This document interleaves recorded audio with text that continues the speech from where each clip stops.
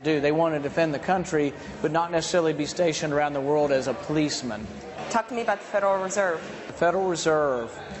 I think we should abolish the Federal Reserve. I think when Bernanke's term comes up, instead of replacing him, we should abolish his position.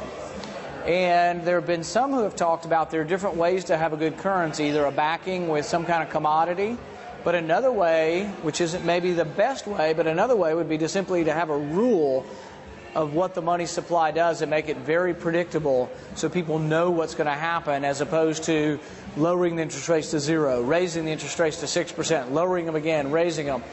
That gets into problems predicting things. Businessmen and women want to know the future, and they have to predict what's going to happen in a year. Who will buy my product in a year?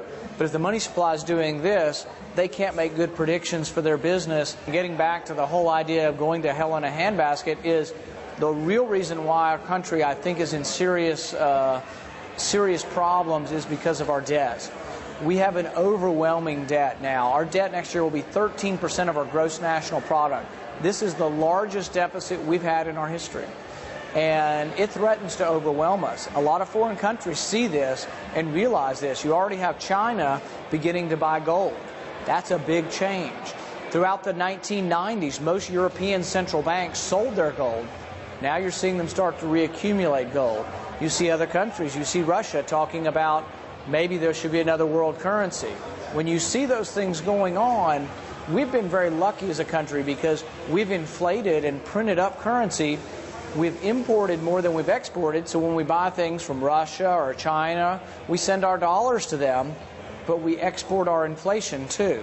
So those countries have used our dollar because our dollar's been better than their paper currency. And it's been a win situation for us. If that tide ever switches and the world becomes uncertain of our dollar, it will be serious repercussions.